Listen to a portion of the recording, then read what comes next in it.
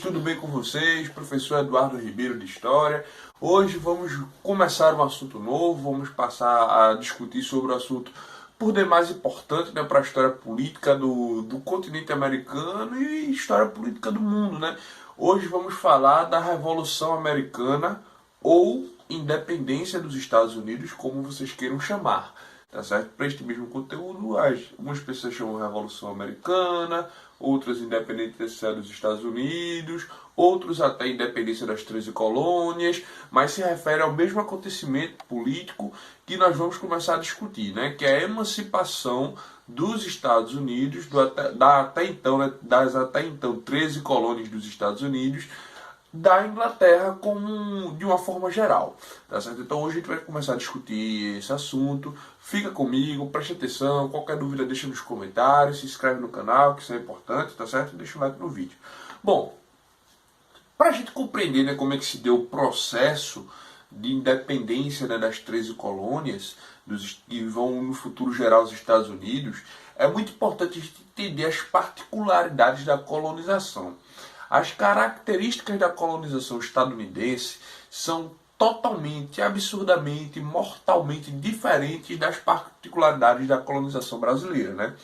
Para a gente fazer esse paralelo. Enquanto o Brasil, né, colonizado a partir de 1530, 1533, o nosso estilo de colonização sempre foi uma colonização de modelo explorativo, no qual a metrópole sempre esteve com muita presença na nossa fiscalização, no nosso controle, o pacto colonial. Havia um controle muito rígido da metrópole sobre nossa atividade econômica, havia uma restrição comercial muito grande, de forma que a colônia brasileira só poderia comercializar com a metrópole, que era Portugal. No caso das colônias inglesas, das 13 colônias inglesas, né, porque na verdade os Estados Unidos seguem esse modelo de que não era um território homogêneo, né? Na verdade eram 13 colôniazinhas que habitavam aquela região, depois elas se unificam e formam Estados Unidos, né? Por isso o nome Estados Unidos, porque eram esses estados que uniram-se em torno de uma federação, né? Mas enfim, neste caso específico lá das 13 colônias americanas, o modelo de colonização era outro totalmente diferente, certo? Lá havia uma colônia de povoamento, certo? Ou seja, o estilo que a Inglaterra opta por fazer aquela colonização é totalmente diferente do que foi o Brasil. No caso do Brasil, Portugal tem um objetivo muito claro, muito definido, que era enriquecer as custas da metrópole, né?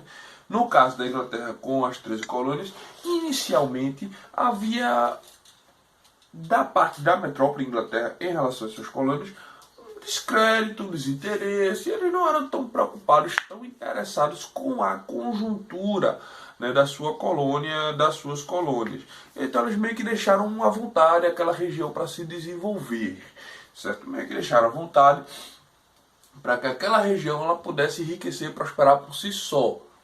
E é interessante nesse modelo de colonização e povoamento, porque as pessoas que vão para lá vão com o objetivo de fazer aquela região prosperar.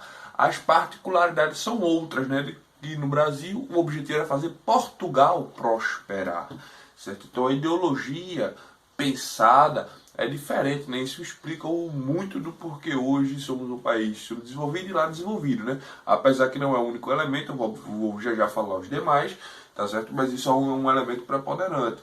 Então quem é que vai para essas 13 colônias americanas, né?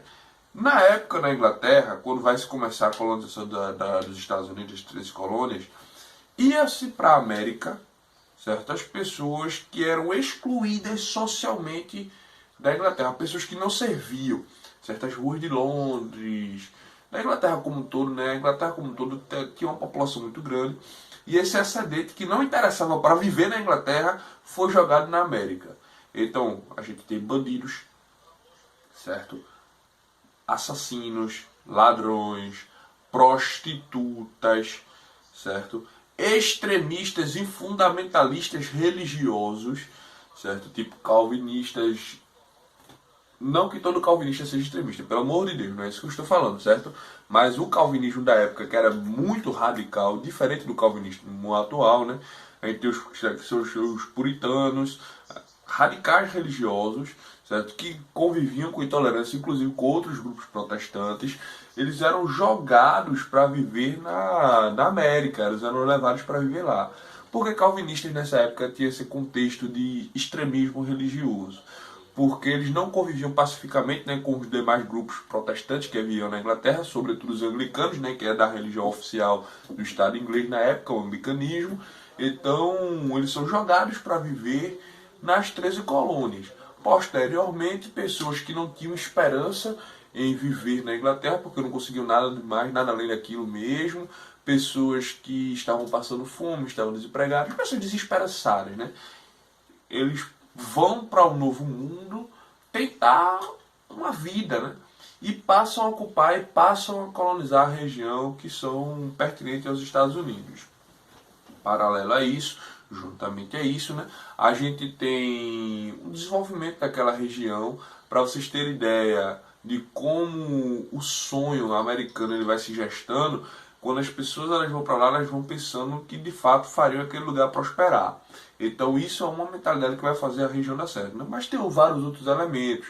Primeiro, né, nos Estados Unidos, pelo menos na parte das colônias do norte e do sul, a gente vai ter modelos diferentes, né, nas questões das colônias do norte, que entre as 13 colônias, né, as que ficam na parte norte, elas vão ter como característica minifúndio e não latifúndio, certo? Latifúndio, inclusive, é o câncer do Brasil, porque é muita terra na mão de pouca pessoa, né? Uma desigualdade social muito grande, coisa que nos Estados Unidos, na parte norte, isso não existia, na parte sul sim, mas na parte norte não. Então era minifúndio, com policulturas, certo? No caso do Brasil e da parte sul, era mais uma. Na parte sul dos Estados Unidos, que eu digo, né? E no caso do Brasil também, era monocultura. Isso é um problema muito grave, porque, por exemplo, por que monocultura é uma coisa negativa? No caso do Brasil, enquanto era uma monocultura, né? Açúcar, açúcar, açúcar, açúcar deu muito dinheiro. Quando os holandeses vão embora, que já era uma crise no açúcar, a economia aqui brasileira parou. Por quê? Vivia de um único produto, monocultura. No caso deles, não, era uma policultura nas colônias do norte dos Estados Unidos. Então eles plantavam cana, né, faziam açúcar também, mas isso era com mais força também na parte sul. Mas eles plantavam produtos agrícolas, plantavam tabaco, certo, frutas, vários tipos de produtos diferentes. Então quando um entrava em crise, havia centenas de outros que cobririam o problema econômico gerado por aquele um específico que entrou em crise. Certo? Então isso é uma outra mentalidade que faz com que lá não entre em crises complicadas como no Brasil. Além de não haver latifúndio, né, ou seja, a maioria das pessoas que estavam na parte norte, pelo menos os homens livres, né, obviamente, havia escravidão, eles tinham acesso à terra, certo? Então havia uma condição econômica mais ou menos que igual, desde sempre, certo? Desde sempre. Além de tudo, era uma policultura, ou seja, dificultava a entrada da região em crises econômicas, coisa que no Brasil não vai existir, não havia esse projeto, não havia esse pensamento. Então, isso dificulta, né, a colonização brasileira. Em compensação, lá nas 13 colônias, as do norte, elas enriquecem por conta disso. O comércio de tabaco dava muito dinheiro, certo? Que era utilizado para fazer fumo, né, cigarros, certo? A questão do algodão dava muito dinheiro, se utilizava isso, né, no processo do século XVIII, sobretudo, na Revolução Industrial que a gente já estudou, era lá que se fabricava muito algodão, isso gerava muito dinheiro para a colônia, gêneros alimentícios, então havia uma pluralidade de muitas coisas que eram produzidas, que eram cultivadas, isso gerava um desenvolvimento econômico muito próspero, certo? Na parte sul das 13 colônias, a gente tem um modelo mais parecido com o Brasil, certo? Um apoio muito grande ao escravismo, ao latifúndio e à monocultura. Isso explica, né, no futuro, muito no futuro mesmo, né, depois da independência dos Estados Unidos, vai ter um movimento lá chamado Guerra da Secessão, né, que é a Guerra Civil Americana, em que a parte norte dos Estados Unidos vai lutar contra a parte sul dos Estados Unidos, é uma guerra civil que eles têm para acabar com a escravidão. O sul até hoje é a região extremamente racista, certo? Eles vivem o racismo, eles pensam muito no racismo, e a parte norte é mais light, porque o norte ele sempre foi com a conjuntura política, econômica, social diferente, né? O sul ele é muito tradicional, ele é latifundiário, ele era escravista, então as características são diferentes, né? Na parte sul dos Estados Unidos, Tanto é que quando vai ocorrer a industrialização nos Estados Unidos, né, depois de ser dependente, claro, a industrialização vai ser na parte norte, a parte sul vai continuar agrária. Mas isso inclusive é um modelo que continua até hoje, tá, pessoal? Bom, então essas 13 colônias, elas tinham essa economia diversificada, que a Inglaterra, ao primeiro momento, deixou eles muito livres, muito à vontade para fazer o que queriam. Então, assim, a Inglaterra não se preocupava, né, com o andamento das 13 colônias, não se preocupava, deixou eles muito livres. E diferente do que há, por exemplo, no Brasil, na América Espanhola, lá não havia ideia de pacto colonial, certo? O Brasil, por exemplo, tem um pacto colonial. O Brasil só poderia comercializar com a sua metrópole, que é Portugal. Apenas e só e nada mais. Ou seja, o Brasil comercializa com Portugal e ponto. No caso das 13 colônias americanas, eles não haviam pacto colonial. Então eles poderiam comercializar com a Inglaterra, sim, mas também com qualquer outra região do mundo na época. Eles tinham essa liberdade econômica, eles tinham essa liberdade social, política, eles tinham essa diferença, assim digamos, assim dizemos, né? Então, sempre foram acostumados à prática comercial, liberdade econômica, liberdade de imprensa, certo? Liberdade de pensamento, coisa que no Brasil, por exemplo, não havia, né? Não havia liberdade de imprensa, né?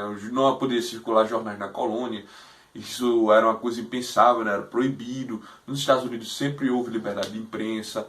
As universidades no Brasil só começam no século XIX, certo? Já quando o Brasil se torna, deixa de ser colônia, né? Só quando o Brasil deixa de ser colônia que as universidades elas passam a existir no Brasil. Veja o que é atraso, né? Então, não tem nem 150 anos de universidades no Brasil, 160 anos de universidades no Brasil. Os Estados Unidos, eles sempre tiveram universidades lá, desde o início da montagem, da colonização, eles sempre tiveram um incentivo ao aparato científico, tecnológico, de leitura, de conhecimento. Então isso é um outro diferencial. Liberdade religiosa, abre aspas, né? Liberdade religiosa, dentro dos limites do possível. No caso das 13 colônias sempre existiu, no caso do Brasil não.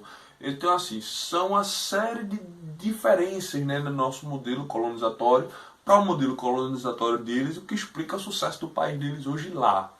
Não é só o modelo da colônia de exploração, colônia de povoamento, mas toda essa conjuntura de elementos, né? Toda essa conjuntura de elementos. A gente tem também a questão religiosa, né? Porque o pensamento católico do século XVI, XVII, XVIII e uma parte do XIX era que se a pessoa enriquecesse, isso era uma espécie de pecado, era um sacrilégio, porque Cristo foi pobre, Cristo foi humilde. A gente tem a influência, por exemplo, desse pensamento de São Francisco de Assis, né? Já no pensamento protestante que forma os Estados Unidos, né, a mentalidade era outra, ou seja, se você trabalhou, enriqueceu, enriqueça, isso é bom. Inclusive tem um sociólogo muito bom que fala muito sobre isso, que é o Max Weber, né, que ele tem um livro da ética protestante ao espírito do capitalismo, a ética protestante e o espírito do capitalismo, que ele analisa muito essa relação de como o pensamento protestante, a ética protestante, ela se adequa muito bem aos ideais capitalistas, né, como o capitalismo ele se bebe e se alegra muito, né, com o estilo de vida protestante, cristão protestante, né, digamos assim, porque os seus valores são os mesmos do capitalismo.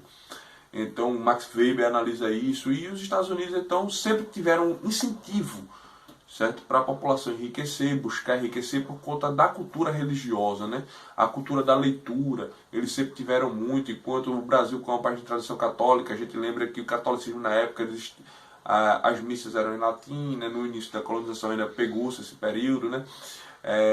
As bíblias não tinham tradução em linguagem popular, não era incentivada a leitura. Então